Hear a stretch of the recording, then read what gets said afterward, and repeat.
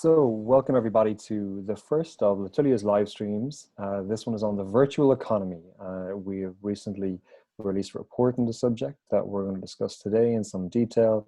And we're also going to discuss the emerging world of the virtual economy and some of the really peculiar and interesting things that happen there. I have a panel that's joining me today, but first of all, my name is John Egan. I'm the CEO of L'Atelier. L'Atelier BNPParibas is a foresight business within the BNP Paribas group that focuses on the intersection of technology and society over the next decade. And we do really interesting interactive web work to explore different themes, including virtual economy and privacy and emerging technologies. So you can see our virtual economies report at atelier.net/virtual economy. I have three of the guests with me today. I have Nadia Vinova, the COO at L'Atelier and the producer of this project, the Virtual Economies project for L'Atelier. I have Rahaf, Harfoush, the CEO of the Red Thread Institute of Digital Culture, a New York Times bestseller, and a digital anthropologist here in Paris. And we have Nicolas Pouillard, director of the Blockchain Initiative at the Ubisoft Strategic Innovation Labs. And somebody who's working on some really curious platforms and ideas in distributed and decentralized gaming. So thank you very much, everybody, for joining me today. We have about 45 minutes for the discussion, so let's get started. So I'm going to ask a number of questions and try and moderate this and structure as much as I can. Feel free to take it in whatever direction you'd like to bring it and riff off each other. My first question is to Nadia. Nadia, what is the virtual economy? The virtual economy is an expression that we use at L'Atelier to describe this emerging system or universe of new jobs, new markets, new assets, new traders that exist entirely in cyberspace with almost no physical infrastructure.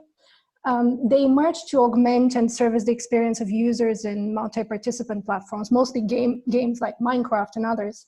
But increasingly what we're seeing is that economies are emerging within non-gaming platforms like Second Life, which I'm sure we'll talk about. Essentially what this is an emerging economy that is parallel to the real world economy that is invisible to most of us, but is becoming a critical mass.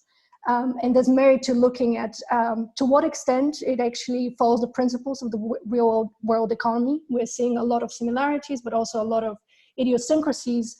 And despite its size, we see a lot of irrational behavior within the virtual economy. But essentially, it's an economy that currently generates revenue of about over 100 billion. And at different points, there are about 2.5 billion people who engage to some capacity with the virtual economy, both in centralized platforms, but also increasingly in decentralized platforms, which I'm sure we'll talk about today. When you say centralized and decentralized platforms, what's the distinction between those? Is there an example that you have to mind? Yes, and what we refer to as centralized platforms are usually platforms that are owned and developed by gaming publishers. They have a centralized infrastructure that is managed by a single or a few entities, while decentralized platforms usually exist on the blockchain, whether it's Ethereum or something else. So they're by definition decentralized. So they function in very different ways from the centralized platforms in terms of traceability, the ownership of the assets, and the types of players or users that engage with them as well. Is there a distinction in scale between the two? Is there a distinction in use case as well? Is it all gaming, for instance? When it comes to the centralized platforms, they're mostly gaming platforms, but for example, Minecraft or Counter-Strike. However, there are a few platforms which are non-gaming worlds, like for example, Second Life, which is an open-ended environment where people can build, create, socialize however they want without a single gaming objective. The centralized platforms are much bigger in terms of the revenue generated. They're this behemoth compared to the decentralized platforms, which are very new. They've only emerged over the last few years, specifically since the creation of Ethereum, so as of the last 5 years or so, and they're very tiny compared to that. But in many ways, the decentralized platforms are actually what the virtual economy is in its purest form. We're talking about the creation of assets and the trading of assets entirely virtually with virtual cash. Assets that could be freely transacted, that have a clear trace of ownership, a traceability and uniqueness to them, which creates opportunities for a lot more liquidity in the market and a lot of opportunities to create things beyond games as well. And just one follow-up question to that. So as the producer of the report and the leader of a research team that looked into this report over a number of months, is there anything now in reflection that you're still fascinated by, that you stumbled across, that was this real eye-opener, that real epiphany, that has motivated you to kind of look further into it? Into the decentralized platforms, or? Into virtual economies generally. What really fascinated me about the virtual economy is that there's literally an endless, there are endless possibilities. People can assume different identities. People can create the worlds of their own imagination. Literally, the sky is the limit. It's very different from the real world, where we have barriers to entry, where we have structural impediments. In the virtual economy, a lot of those barriers don't exist. When you talk about geography, about capital, access to capital, about age, about education, the virtual economy really removes a lot of these barriers, creating an endless possibility of opportunity for the people who engage with it. And that's, I think, the most fascinating thing about the virtual economy, is that it's emergent, but it's so there's so much opportunity and untapped potential to create, and we're just at the very, very beginning of that process. And Rahaf, this is a topic that you have been writing about, talking about, researching for years and years in some regard. You've kind of watched the evolution of the contemporary version of it to the point where it's at now. Have you observed over that period of time kind of common motivations in the individuals who participate? Why do people thrust themselves into these virtual environments? Is it a rejection of the analog world, or is it opportunism? What keeps people there as well? What's the general motivation?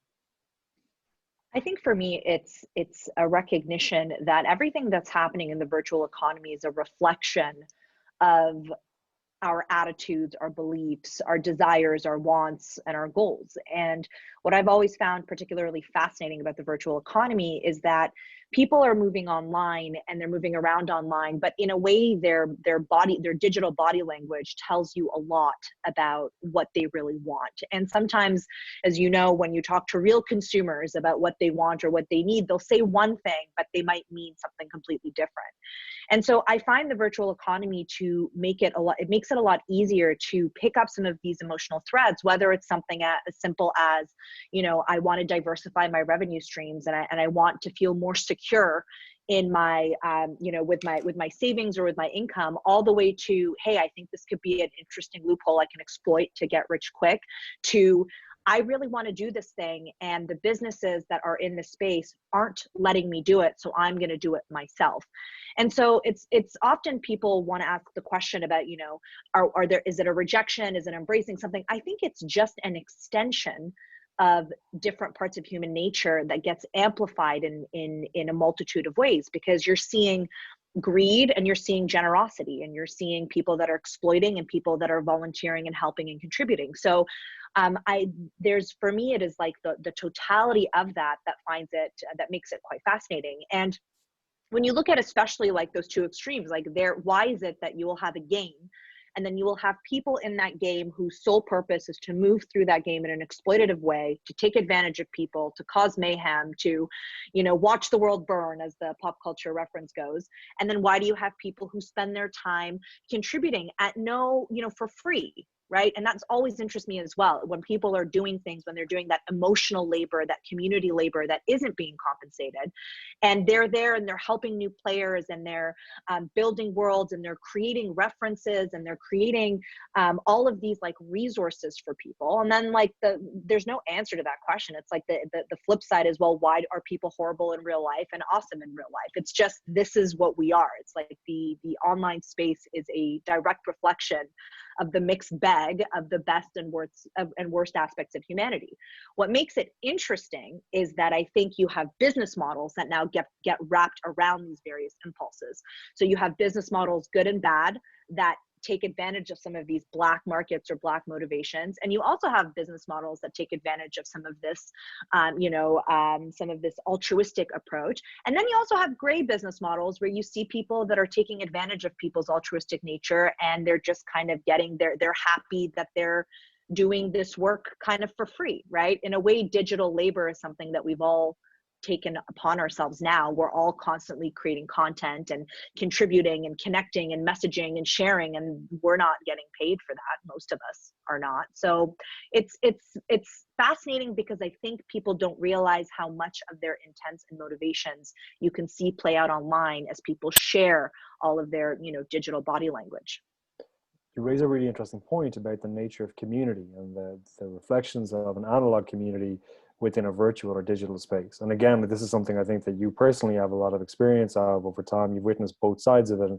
Do you think that it is really a direct mirror, or do you think that there is a selection capacity within a virtual environment, or even the construction of a community within a virtual environment tends to be around a platform? So there's certain parameters that attract people and maybe result in increased commonality. But from your perspective, from what you've observed, are communities that are being built in virtual spaces direct reflections of analog communities, or are actually seeing maybe some evolution of the nature of community into non-proximity, non-heritage, or non-ethnic based groups?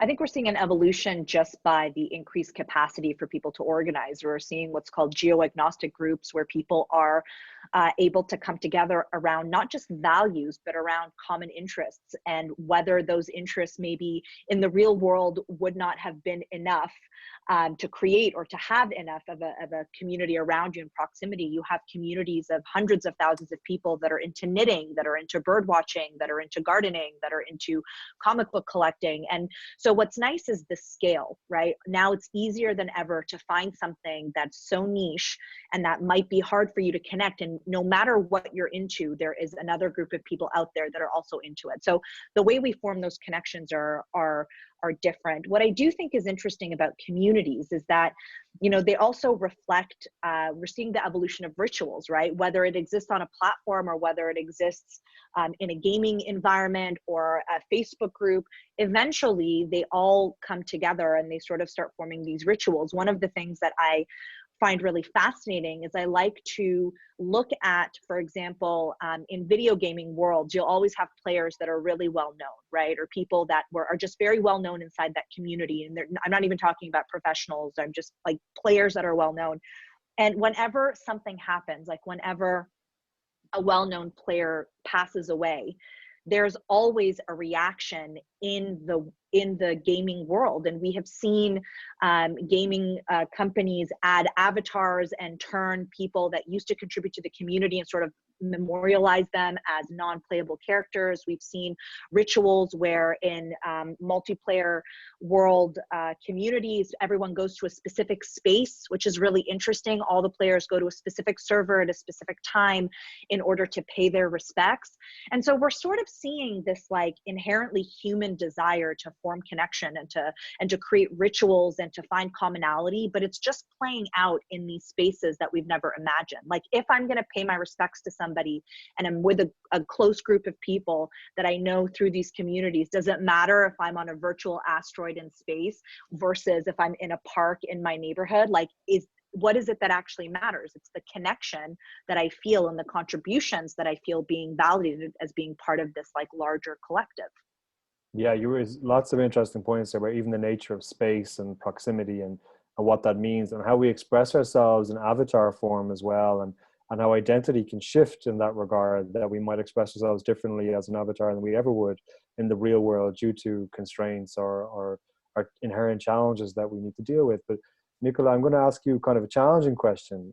So obviously you have your day-to-day is the gaming space, and we're going to get into that in a minute, but your background is as a philosophy teacher. And I think that this is one of these emerging areas where philosophy is just inherently important. It's fundamental to understanding the development of this and the opportunities and challenges that we're going to see. And one thing Rahaf said really struck a nerve with me, which is the idea of these long tail communities, that we now see the existence of communities that could never have existed prior to this point in time, because you may have had one person in a village of 100 who liked a certain thing and they had nobody else to build an interest with.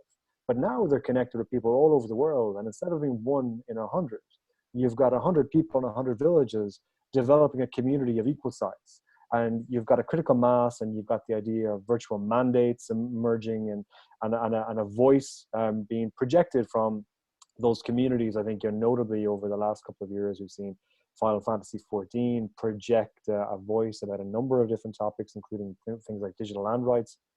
But what I would like to ask you to start with, especially given that you're working on decentralized gaming, which is kind of the emergent virtual libertarianism of the internet, what does that mean for kind of extremities as well? Because we begin to see the realization or the emergence of communities that sit on the very extreme ends of conscience, of consideration, of thought, and they would not have been really feasible beforehand. But a lot of the time we're seeing these communities emerge in or through these virtual environments, and there's myriad examples from protest and dissent in a positive way, but then also at the other end of the spectrum when sometimes it's less conscientious. So how do we begin to consider that, especially I think when you look at it through your lens of decentralization, where you've got you've got an environment that is immutable and uncensorable? How do you deal with the challenges of that? Yeah, it's a challenging question to start with. It's okay. Where to begin with? Okay, first, yeah, it was first thing first. Congratulations for the report. It's an extremely interesting piece of work. It's amazing work, especially from people who does not work in the gaming industry. It's a very high standard here. So congratulations again. Okay, I was not ready for this question, I have to say. This was not in our prep guide, yeah, absolutely. No, but what I can say is, yeah, for now, we are still, if I can say, we are just discovering what the digitalization of communities is about, actually. I like to refer to professor at Collège de France, Gérard Berry, who is working with who has the chair on informatics, actually, informatique in French, computing science, and he's saying that until very recently, we can witness the change of mental model around this information society in which we are. For the 20th century, around the 20th century, there was only 3 concepts on which we were building our understanding of the world: matter, energy, and wave. So and we are inheriting this kind of thoughts. So what we are witnessing and what you are describing in your report, it's very, very new and very, very difficult to grab with our actual concept, with our current concept. So we have to change our mental model. And in a way, I cannot answer very precisely to your question, because it's emerging. We are witnessing it. What I can say from the distributed point of view, and that is something that is missing in your report, that's distributed autonomous organization, Yes. DAO. Because at the beginning of Ethereum, there was this huge project, DAO, and it was like there was a lot of it encounters big difficulties in the code. There was it's not exactly hacking. There is a lot of discussion about it, but this kind of organization at the time couldn't work. But now, after almost 3 years, we are seeing the infrastructure of this kind of organization appearing again. And that's exactly what you are saying. It's a way to gather people from all over the world with some interest in common, working in a structured way together on shared topics, shared value, shared interest, as Rahaf said. And so I am seeing that more and more, and if you want to check it, you can check especially a group called Meta Cartel. It's not a it's a strange word, it's a strange name, but it's all about how you can organize people in a decentralized way, and it's based on this strong digital infrastructure, and that's the real shift actually. Okay. Because here there is a new way to manage information. So yeah, it's not exactly an answer, but when Nicolas was one of the first people to read our report, and within 30 minutes he'd email me saying there's no DAOs in this at all. So we will address that at a future point when we revisit this topic.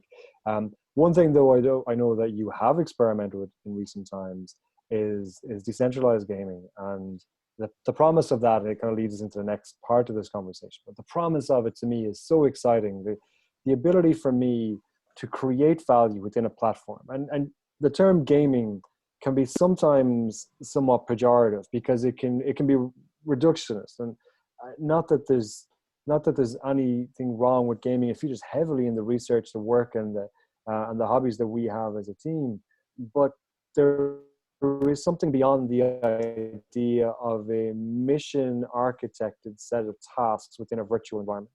There's something to be said for it's more open, that has more creative capacity, and we see small hints of that, like with Animal Crossing now. Just the simple ability for people to be able to create something of their own is creating celebrities and influencers that are excelling in that space. And it seems to me that with decentralized gaming, there is this opportunity to potentially commercialize that value that's being constructed within platform, and then to exchange it through liquid forms into other forms of value, whether that's currency or game assets, or to extricate it entirely and put it into a different platform. That to me seems like just a whole lot of promise. And I know that you did a project on this in the last couple of years, that, and I'm not sure to what extent you can discuss it, but it was a fascinating project to look at. Do you think that from a big game publisher perspective, is decentralized gaming something which is feasible for the big publishers moving forward, or is there too much of a kind of an existential commercial threat to the existing paradigms of the game industry? Again, I will not say that it's a commercial threat, or it's more it's a new paradigm actually, I think, because it's how do you, and actually we have in Paris we have an incubator in which we are working with some startups, and for the new season starting this month, we are working with two startups. One is Xaya and the other one is Planetarium. Both of them are working on fully decentralized game. So not just, the idea is not just to decentralize items, is really to try to build a decentralized game, so owned by players, but also built by players. Everything is on open source. So with that, how can you build a business model? That's a question. So for now, for a big publisher, it's not a threat. It's more like something new, and we have to see how we can work with it. What I would say that, especially for Ubisoft, we have in mind this motto, which is how we can make our players more stakeholders of our experience. And here there is this kind of extreme example of it. So it's very early, very interesting, but it raises a lot of questions, and especially around the business model for us, but also for the startups who are working on it. So, yeah. Very good. So Nadia, and this kind of brings us into this idea of gamers or players or users being stakeholders in the platform is a concept that's been around for a long time, but a very difficult thing to make a reality. But now possibly through blockchain, there were opportunities to do this. And one thing, Nadia, that you had looked at extensively was NFT-based platforms for the trading of assets. Now, I'm going to kind of let that sit for a moment, but I think specifically what I want to touch on is the ability to generate value within a virtual platform that can be extricated. And I think where this becomes extremely contemporaneously important is when we look at jobs and the emergence of incomes and income profiles within virtual platforms. And this is something that you had done quite a bit on in the report. What were your kind of key takeaways from the emergence of jobs and careers within virtual worlds? How sustainable is it? Is it a temporary thing? And to what end can we expect to see that evolve over time? Yes, one clear trend that we're seeing is that what used to be hobbies or leisure activities are increasingly becoming viable jobs, whether full-time or part-time jobs that you can derive income from. So the old saying, I don't know if you grew up with your parents or grandparents saying it will rot your brain, it's increasingly less relevant, I think, because people are finding ways to actually monetize what they create in those games. We actually cataloged, we looked at over 50 different types of jobs in the virtual economy. We ended up featuring 20 of them in the report, but we looked at anything from streamers to digital asset creators to video game players. And it is a substantial, it's actually generating substantial revenue. And we're talking about hundreds of thousands of people actually generating revenue through that.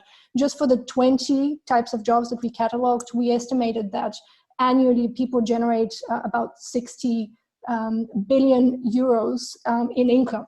And people are making anywhere from a few $1,000s to millions doing different things. And what's driving this is, I think, because it's an emerging space, right? So there's a lot of opportunity to create. We talked about the endless possibilities, but the other one that's driving it, and I touched upon it a little bit a few minutes ago, is that what we're seeing about these jobs is they typically have fewer barriers to entry. An example I could give you is if you look at Roblox, which has a developer marketplace, you are seeing about 35,000 teens. We're talking about people between the ages of 13 and 15 who last year made more than 110 million in cash purely from developing games for other people, games and game items. So more and more, I feel publishers and organizations are allowing user-generated content, which then allows people to turn this into a job, and some have actually managed to turn it into businesses as well. Yeah, it's fascinating. It's this extraordinary, especially I think, given the contemporary environment that we exist in, which we'll come back to towards the end. It becomes really, really interesting to see how people are either supplementing their income or finding new ways of generating income within virtual worlds. Was there anything in particular, I think, that, how do you anticipate this evolving over the next 10 years? Do you see a small cohort of people becoming kind of tycoons and significant holders of value in this space, or do you see more and more people coming into it, a wider distribution of the capacity for wealth creation? I think it's an open question. It really depends on how the virtual economy develops. If you look at examples of how the traditional economy has developed, we've seen examples of distributed content, which then gets centralized, and then you see the emergence of massive platforms. So if we see a scenario where platforms emerge, platform models tend towards monopolies, right? So if we see platforms that manage to create infrastructure that facilitates supply and demand between different factors, and they own that infrastructure, then I think it's quite likely that we'll see platforms that will then be dominant players. But I think that there is also kind of a resistance to that tendency, and that's what we're seeing through the decentralized platforms that are emerging. I don't know if platforms is the right word, but the decentralized environments that are emerging as a response to that, because people want to own what they create. And currently it's very difficult. There's no legal framework in most platforms for people to actually own what they create. That's why you're seeing the emergence of gray and black markets, which give the freedom of people to exchange. But that's why you're seeing the emergence of decentralization, because that allows people, particularly with the emergence of non-fungible tokens, to tokenize an item to make it unique, to have a clear trace of ownership, which then allows you to exchange those. So I think we're probably going to see a mixture of that as it evolves. And right now what we're seeing is kind of two almost parallel universes, the centralized one and the decentralized one. The virtual economy is not one coherent, kind of cohesive space. It's actually islands of different economies that currently don't talk to each other. And that's natural. It's such an early and emerging space. I imagine that will continue for at least for the midterm. There's an example with RuneScape and the Venezuelan participation in RuneScape over the last couple of years that I think, Rahaf, you were actually the one that brought it to my attention in the first place. But this idea that we've seen it before, Venezuelans suffering hyperinflation were turning to RuneScape in order to generate income in excess of minimum wage domestically in Venezuela, and they were selling the virtual currency that they were earning internally for real currency. Now, everyone will be familiar with the gold farming heydays of World of Warcraft. It's ostensibly the same thing. But what it goes to show is that people finding a way to do work within a virtual environment, earning an income, which they were then able to liquidate against the terms of service, fair enough, but they were able to extract value from the game that they could then deploy in the real world. That's phenomenal. And when you take a step back, if we step back 20 years or 30 years, and we kind of project forward, that's an extraordinary thing to see happen. The fact that it's happening on a game that was first published in 2001 makes it even more interesting. But that to me is kind of the crux of a lot of this. That's where we begin. But it raises the question: to what end are the people who are working in the virtual economy? Are they virtual Venezuelans? As in, are they people who are in very challenging environments, who are looking for new ways to derive any sort of income or dependable income? And we're obviously aware of the very, very high end of the spectrum with the top esports players and the top streamers, etc.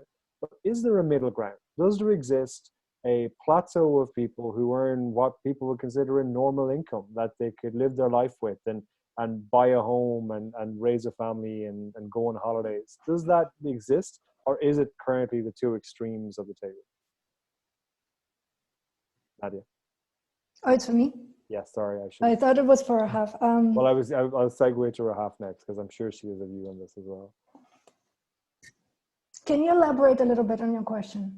My curiosity is this from what I've perceived, and I suppose perceiving from and taking the position of a neutral viewer, there is a quite obvious higher echelon of income earners within the virtual space. There's the ninjas of the world and the Buddhas of the world, the celebrities, streamers, and the celebrity esports players, and they make a lot of money. They make more money in competition than professional golfers, professional tennis players, a point of comparison. They play to packed out stadiums. These are proper celebrities, but it's a very, very long tail. The vast majority of people in that space do not make much income. And the other end of it are the hundreds of thousands of Chinese gold farmers or Venezuelan gold farmers who are trying to derive some form of just basic income that allows them to survive. Now, they're two opposite ends of the scale. And my question is to you, to Rahaf, to Nicola, whoever wants to take it, to what end currently does there exist a middle ground of people earning a typical income? And to what end can we expect that cohort, that middle class in the virtual economy to evolve over time? Or will it always gravitate towards the two extremes? I can try and answer this question, and then feel free to chime in. We actually grappled with this question when we tried to catalog the 50 jobs that I talked about. And the first question was, is there medium income? And we couldn't establish that for lack of data, but also it's the space is so unestablished and there's such variation between different geographies that it's really difficult to arrive at such a conclusion. For the majority, for some of these jobs, for example, esports players or streamers, we see that they're very top heavy. There are few outliers, and that's what people mostly talk about. But actually, the majority are earning somewhere in the lower and middle ranges. So currently, I would say there's no normal distribution.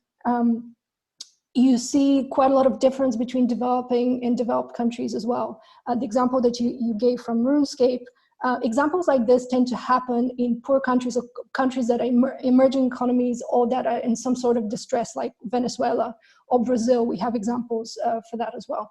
I wouldn't say that I'm seeing yet an emergence of a middle class, if I'm to answer your question directly, but it's very difficult to say because of lack of data. Okay. Rahaf, do you anticipate that we will see the emergence of a middle class over time? Do you expect, for instance, that the majority of people will augment their income in some way through some involvement in virtual economies? I mean, will they augment their incomes through virtual economy activities? Sure. The issue or the challenge from a business model perspective is that the lower barriers to entry means that oversaturation happens much quicker. And so if you're a single supplier of a service, and if you're the only one that is building a digital craft, right? Or if you're mining a particular resource and then reselling it, well, just the presence of 100 other people that are now doing the same thing as you, that is going to impact your price, 1,000, 10,000. So what I'm seeing is actually you have the people that are making the highest amount of money are the ones that are jumping from one early trend to another, because there's always a high demand for the new thing that demands a premium price. But then as soon as enough people hit it, like enough people enter that activity, it forces, from a competition perspective, it forces the prices to go down. And you actually see this in influencer economies. You see this with YouTube communities. You see this with where you will have, once everyone has a YouTube channel, then the power ends up being concentrated, much as Nadia said, in the hands of a few. And then you see some very top heavy industries with, like for TikTok, for example, Charli D'Amelio, she gets $45,000 per TikTok post. And yet the majority of people are not earning anything at all. So I think like that one is to recognize that part of the dynamics of this economy is that it's constantly moving and constantly being impacted every time a new entry or a new block of people kind of disrupt the status quo. It kind of forces this competition to go down. What I do find interesting is that I think the areas that fascinate me, not even necessarily gaming, but are the adjacencies to completely offline industries that are now using virtual economy revenue streams as a way to diversify diversify their income. So the two examples that I've been kind of following, one of them is a guy in Canada, and he does car detailing. Like he'll take dirty cars and he'll clean them. Okay. And you're like, okay, what is this? And he started a YouTube channel where he put a camera up and he just like speeds it up. And it's like this very satisfying feeling of watching this person take a really filthy car and like clean it all the way through. But think about how strange that is, that we live in an economy where his channel now has enough followers that I would argue, and like I've emailed and I'm trying to get the actual figures, but I would argue that he earns more from that YouTube channel, which is monetized, than he does per detailing a car. Like the video of him cleaning the car earns him to maybe a magnitude of 5 or 10 more than he would make for that. And so we're starting to see things like that from like rug cleaning companies, and this is a whole like ASMR subgenre, clean with me subgenre. But what's interesting is that people are now also taking the income revenue, like the income generation, from a different way. Before it was like, oh, we're going to create an income generation mechanism that only exists in virtual, with virtual spaces, virtual assets, virtual goods. But now we're starting to see that bridge. And then once you start bringing things like, blockchain and identity verification and all that sort of stuff into it, it further builds this bridge we have between online and offline. So do I think there's going to be a middle class? Maybe, but it's going to be temporary and it's constantly going to be changing. And don't forget, like, the problem with these gray markets right now is that the second they're at the mercy of the people that are owning these algorithms, the second there's an update to the terms of service, a feature that's now available, something else that happens, and then suddenly like their entire business model, which is providing consumers with an unmet need, if that need suddenly gets met, then a whole block of people can no longer count on that revenue being generated from those types of activities. Yeah, sure. It's, rule number one of the virtual economy is that anything that is a subreddit can be a business, basically. That leads us on to a really interesting point that you've looked at extensively, which is the development of illicit markets within the virtual economy. This is fascinating. You know, crime has forever grabbed people's attention, especially particularly innovative crime. And it's not in the virtual space, crime is difficult to define sometimes, because what might be criminal in a virtual environment, virtual platform, might not be criminal in the real world, and vice versa. And I think increasingly, as we see the rise of decentralized platforms like virtual cities, like Decentralized and Selenium Space and crypto voxels, we're also seeing the potential for some real dystopian elements to emerge over time. But I know you've looked at illicit markets pretty extensively.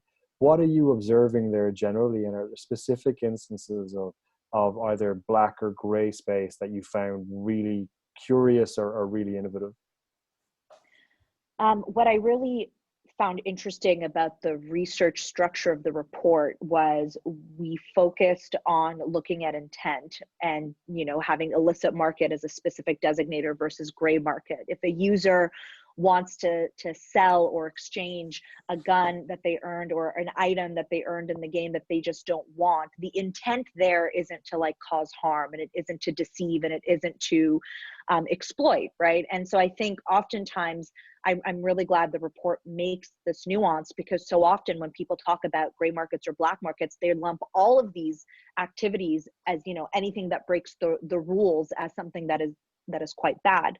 So for one, I always find it very interesting when consumers find their own mechanism to do the thing that they want to do. I think it's quite a strong message to game publishers and platform owners that if you are not paying attention to these unmet needs, they will find a workaround, especially when the intent isn't to harm. So somebody's like, if I just want to own a game, or if I just want to own this digital item, why can't I? And if the only reason is because we said so, and because we wrote terms of service and terms of agreements, maybe like that are no longer reflective of the cultural norms of the time of exchanging and selling and buying stuff online, then consumers will make the judgment that that's not a very good reason, and they will just find ways to do it. So that's kind of the first point. The illicit market point, then you just get into this whole underground where you not only have like solo players, you're like petty crime, the guy that's going to try to get you to share your login password or share your credit card info, the type of scams that we've sort of seen since the beginning of, you know, the Nigerian prince email scams. Like, this is kind of nothing new. You kind of have these small micro exploitations. What really fascinated me is how much some of these like trans crime syndicates have been using things like Fortnite, like in-game currencies to launder money, to hide their tracks of criminal activity, even in some cases to communicate with each other through channels that aren't being monitored as closely by law enforcement. And I mean, crime has always been, the crime industry has always been very innovative in terms of finding ways to exploit normal things. And so when I kind of think of these, it's kind of odd, but when you think of these like very sophisticated, very dangerous crime syndicates that are buying and selling, you know, V-Bucks in order to, it's not exactly congruent with the image of, you know, these crime families you have, but that doesn't change or lessen the impact of the damage, which is they have found a mechanism in this gray bridge between online and offline where they're able to use virtual currencies that and then have real world impact, and that enable them to pass hundreds of millions of pounds. And then you'll have the guys that, you know, like we talk about it in the report, that just use little hacks to mine, to accelerate the mining of the FIFA coins and things like that. But those to me are not as interesting as the organized crime networks, because that then you're seeing the attention of these huge global networks that are probably doing so much more that we can't see. And I think that raises some fascinating questions about regulation, about monitoring, about jurisdiction, about liability, like who is responsible for all of this. And that I think is going to be one of the biggest challenges for these companies and for game creators moving forward. So if you're creating a game in the public domain and it suddenly gets hijacked in some way for drug trafficking, you know, we really hope the regulations are in place to make sure that like you're not liable, or the company's not liable. Yeah, it's a fascinating point. There was a recent case in South Korea, I think, with $30-odd million worth of funds seized from organized crime that they were they were pushing through games and in-game currency. Nicola, just before we move on, I mean, do you have a point of view on that from a publisher perspective? Is it something which is an active consideration within the industry generally, or is it just something which has caught everyone by surprise? No, that's something that we are looking at very cautiously. It's actually, I'm not a specialist on this question, but what I can say is that the question of regulation is more and more important, especially again from the point of view of decentralization. We see the importance of a real definition of digital identity. What is that digital identity? And today it's an interesting question because it's transverse.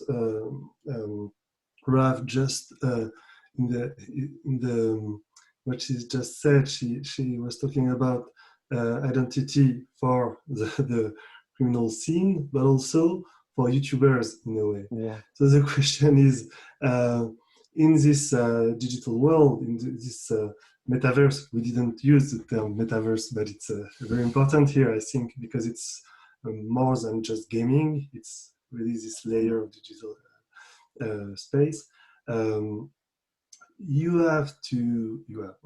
We need a strong digital identity for create new kind of institution, of international institution, of digital institution. But also, as a person, I will need some kind of new digital identity, something like I can brand, like my brand, actually, if I want to generate those incomes you were talking about previously. So it's for me today, that's a question. Do we have, as a publisher, do we have to manage more closely digital identity? And because it's a question, can we continue to accept just a nickname, or do we have to create some kind of KYC as you do as a bank, for instance? Yeah, that's a strong question. It's a question I've had for a long time. How do you do authentication, authorization, identification of an anonymous identity when you don't know who the root is, when that individual could have 15 or 20 different handles, all possibly deriving incomes from different sources, maybe in different cryptocurrencies. You've got one handle earning in Bitcoin, one in Ethereum, one in Litecoin, one in Monero, and you no idea these are all connected to the one root identity. That's a very challenging thing from a bank's perspective. That breaks all of the rules. But it becomes increasingly important when you pair the point that you just made with the point that Rahaf just made, that the possibility and the potential for organized crime is one the finance industry is constantly aware of, and that the challenge that you just articulated of identity for all within a virtual environment is a very, very difficult thing to do. But are there other ways of potentially constructing identity concepts within a virtual environment that are not traditional? Is there a way that I could remain to some extent anonymous within a decentralized game without necessarily exposing the platform to the risks of widespread money laundering? I think there's two concepts here that we could use: is decentralized identity and social identity. You could have a decentralized identity. Is the idea is that you have some bricks of your identity that are owned, if I can say, by different institutions. And so when you're on the web, for instance, you can just say, okay, I'm Nicolas 2020, but you can check that I'm a real person. You just have to ask to I don't know, my bank, French states, or something like that. So, and you can create different claims for your identity. So that's the first concept. The second concept will be social identity, and it's based on the social graph. And in a way, I will be able to say, okay, Nicolas 2020 is someone is reliable because he knows. I don't know. He has some friends, and those friends can witness that he is the one he says he is. So it's a really challenging, I suppose one of the challenges that the decentralized community have been actively discussing for a long time is this idea that in order to identity in virtual spaces, we consistently rely on identity constructs in the analog world, our reference points in the real world. And that's a real challenge for people who are trying to create decentralized, private, or at least anonymous environments. It's a big challenge to see how those two things develop, because for a lot of people, one of the core concepts or philosophical constructs of decentralization is the uncensorability of value or of action. And if your identity is publicly known, that becomes very, very difficult to do. So I think it's a big challenge generally, identity, for everybody, and I know everyone's talking about it, but it gets especially complex when we consider it within a virtual world. But for you, Nicola, before we move on to the final question, how do you see the role of decentralized gaming, the evolution of decentralized gaming? Will it evolve beyond gaming, or do you think that the next steps for decentralized gaming is, will it still be mission orientated or objective orientated parameters set within a specific world? I think both, actually. I think there will always be games as we can see today, decentralized or not. They will stay games, just games, because as Rahaf was saying earlier, there is this passion. There is people who want just to play, who want to participate to some kind of experience together, and it will not change. This part will not change. It will always exist, I think. But on the other hand, yes, we are seeing this kind again of organization within. For now, we are saying it's within games, of course. In my mind, I have this evolution. Like social games could become some kind of metaverse. So the metaverse is not especially a game. And if you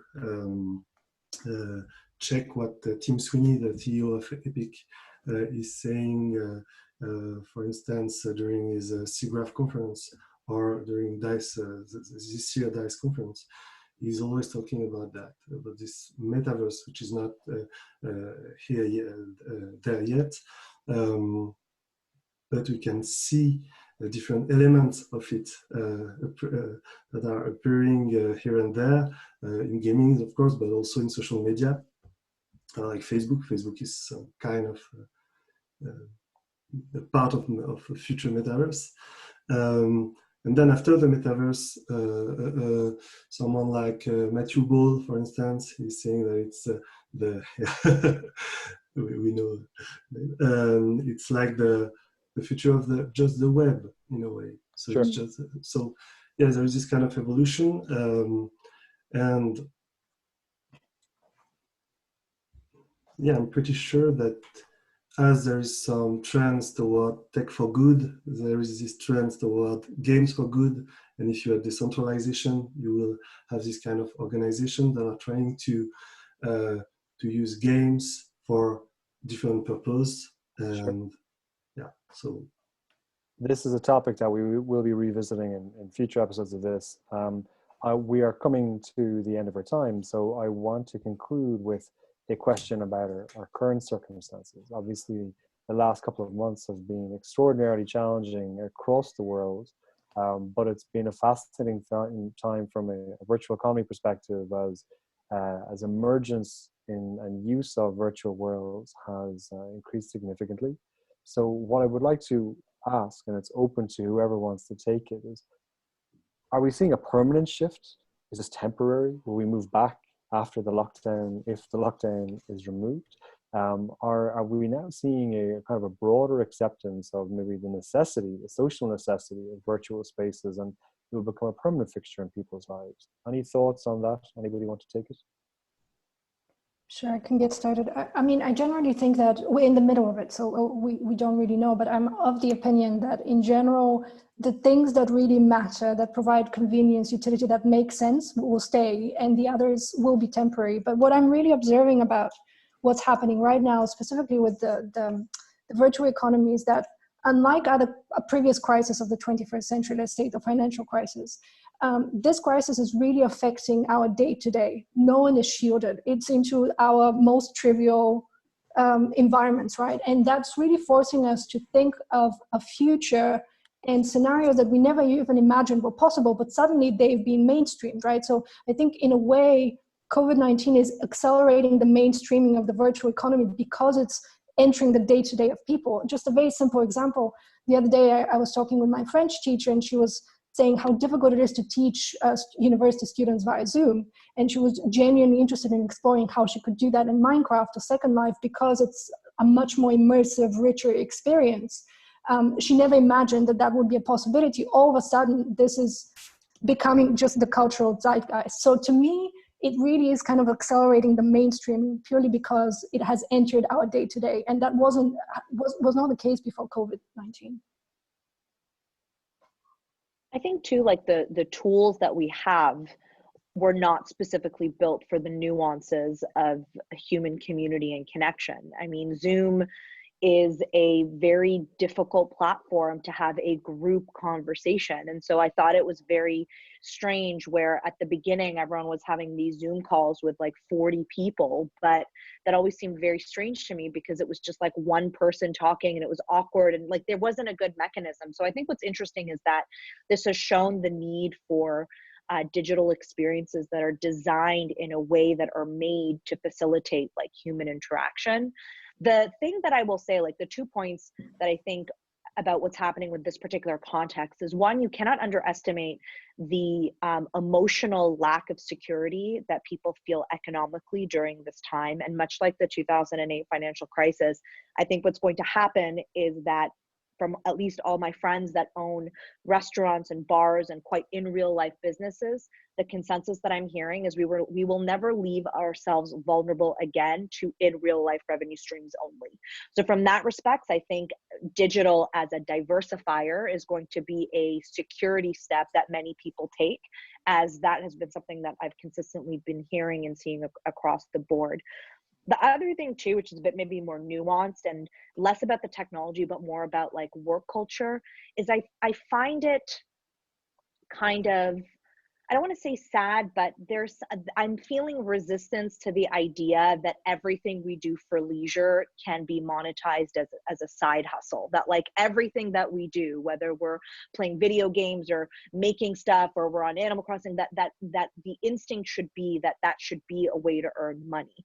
I think we have a lot of problem with overwork. And when you look at the virtual economy, when you look at esports, when you look at YouTube influencers, when you look at all of these communities, mental health and the complete control by the algorithm that favors and encourages constant, nonstop creation is not sustainable over the long term. And I think we're going to see the more wide scale emergence of mental health issues in response to this.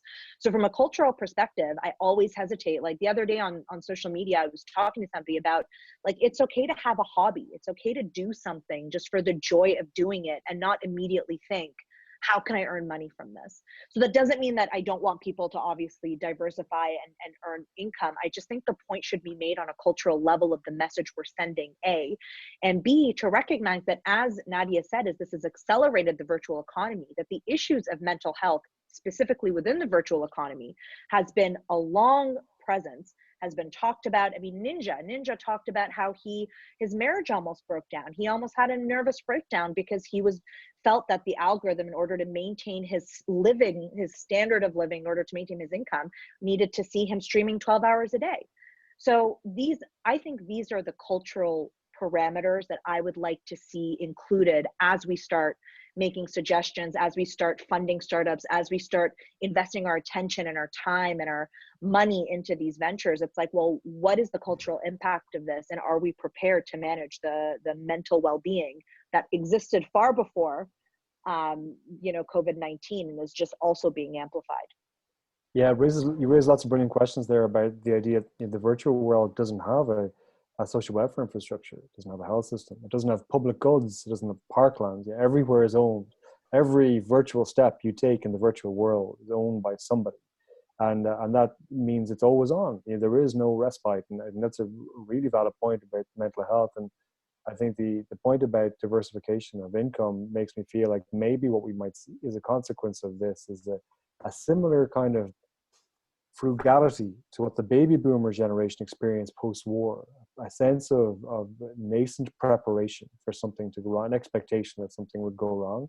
How that manifests itself, I think, will be curious. It may not necessarily be savings because interest rates are so low, but it may well be a diversification of income streams. And the thing I think that you make really clear is that when we consider emerging technology that's useful in this space, so if we look at the next 10 years, it becomes clear that in terms of interacting with things and the world around us, augmented reality and mixed reality and X reality is almost unbeatable in the terms of the future it can offer. But when it comes to interacting with people, and especially in closed environments, it's looking more and more like virtual reality is the solution that we're likely to see there. Well, I don't mean directly interpersonal, but I mean over distance.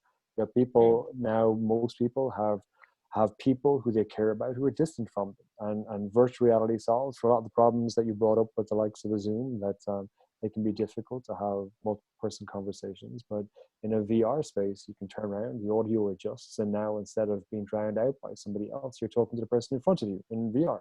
So lots of interesting points there, Rahaf. Nicola, is there anything that you would add to that? I was thinking that we are in the middle of something, as Nadia said. There is an acceleration, but the question is towards what? If there is a change, what is this change exactly? What I can see also, there is this topic that is that I hear more and more. This is some kind of criticism of capitalism, and in a way, I think that this virtual economy approach, I can say, or paradigm, might help to think a new digital capitalism, less owned by the GAFA, in English it's not GAFA, but Google, Apple, Facebook, Amazon, etc., etc. It might be a good time to rethink this. And again, I will quote Tim Sweeney, but he's a good advocate of this kind of thinking toward a more open economy, more shared economy, but that means that we have to change also the infrastructure of internet itself to go to more decentralization. So it might be something huge, but also I would say that we are maybe too much in a hurry, because it's like we all want something. I don't know if we are looking for something, if we are looking for something new, if we are just looking for new things, or if we want a real change. And if we are in this research of new, just novelty, it's more the question that Rahaf was asking about mental health, because new is not the answer to everything. It's a brilliant, potentially optimistic point to conclude on. So I would just like to quickly thank all of you guys today. Nadia Ivanova, COO at L'Atelier, producer of our Virtual Economies report, Nicolas Bois, the director of Blockchain Initiative at Ubisoft Strategic Labs, and Rahaf Harfoush, New York Times bestseller, CEO of the Red Thread Institute for Digital Culture here in Paris. Thank you all very, very much. But I'd also like to thank everybody for watching this. We want to keep this video live. So if you look just down below, you'll see a link to a Google Sheet where you can insert any questions that you have for any of the panelists here today that we will get back to you on. We'll do short videos to respond to you. You can also subscribe just here, and you can visit our website, Atelier .net to see our ongoing research and our report on the virtual economies, and you can subscribe to our newsletter. Thank you all very, very much for joining us, and see you next time.